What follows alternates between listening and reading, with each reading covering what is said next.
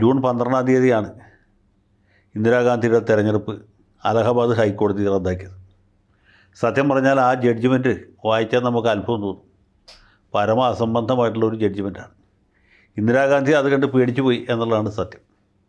അതിനു മുമ്പ് തന്നെ ജയപ്രകാശ് നാരായണൻ്റെ നേതൃത്വത്തിൽ വലിയൊരു പ്രക്ഷോഭം കേന്ദ്ര ഗവൺമെൻറ്റിനെതിരെ ഈ രാജ്യത്ത് തുടങ്ങിയിരുന്നു.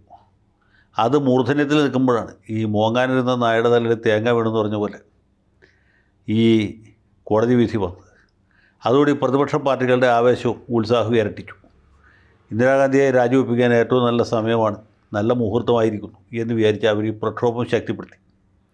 ഇന്ദിരാഗാന്ധി അപ്പീലുമായിട്ട് സുപ്രീം കോടതിയെ സമീപിച്ചു. ഇന്ദിരാഗാന്ധിക്ക് വേണ്ടി ഹാജരാവാൻ എന്നെ പൽക്കിബാല തന്നെ മുന്നോട്ട് വന്നു.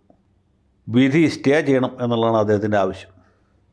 പക്ഷേ സുപ്രീം കോടതിയിൽ കേസ് കേട്ട നമ്മുടെ പ്രഗത്ഭനായ VR കൃഷ്ണയ്യരാണ്.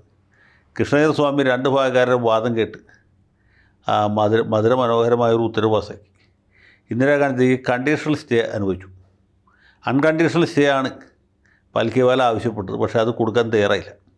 അന്ന് അൺകണ്ടീഷണൽ സ്റ്റേ കൊടുത്തിരുന്നെങ്കിൽ ഇന്ദിരാഗാന്ധിക്ക് അടിയന്തരാവസ്ഥ കൂടാതെ മുന്നോട്ട് പോകാമായിരുന്നു. സത്യത്തിൽ അൺകണ്ടീഷണൽ സ്റ്റേ കൊടുക്കാവുന്ന കേസുമായിരുന്നു. കാരണം ഈ രാജ്യനാരായണൻ ഉന്നയിച്ച പ്രധാനപ്പെട്ട ആരോപണങ്ങളൊന്നും തന്നെ തെളിഞ്ഞില്ല. വളരെ ദുർബലമായ ചില ആരോപണങ്ങളാണ് തെളിഞ്ഞതായിട്ട് ബഹുമാനപ്പെട്ട ജഡ്ജി കണ്ടെത്തിയത്.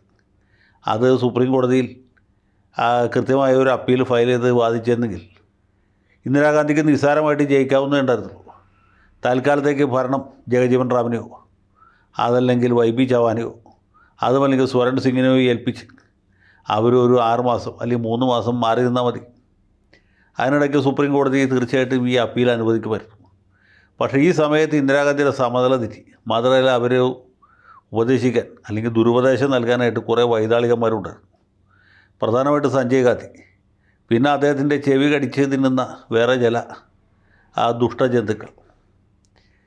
ഭരണഘടനാപരമായ ഉപദേശം നൽകിയത് അന്ന് ബംഗാൾ മുഖ്യമന്ത്രിയായിരുന്ന സിദ്ധാർത്ഥ ശങ്കർ റായി ആയിരുന്നു എന്ന് പറയപ്പെടുന്നു.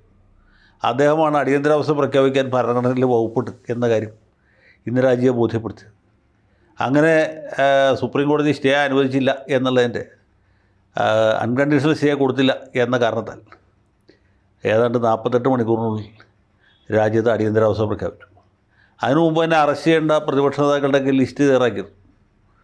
മൊറാർജി ദേശായി, ജയപ്രകാശ് നാരായണൻ, അടൽ ബിഹാരി വാജ്പേയി, LK അദ്വാനി, ജോർജ് ഫെർണാണ്ടസ്, അങ്ങനെ ഒരുപാട് പേരുടെ പേരടങ്ങുന്ന ഒരു ലിസ്റ്റ് തയ്യാറാക്കിയിരുന്നു. ഓരോ സംസ്ഥാനത്തും ഇതുപോലെ ലിസ്റ്റ് തയ്യാറാക്കിയിരുന്നു. കൂടുതൽ വാർത്തകളും വിശേഷങ്ങളും നിങ്ങളിലേക്ക് എത്താൻ ABC മലയാളം സബ്സ്ക്രൈബ് ചെയ്യുക, ബെൽ ബട്ടണും അമർത്തുക.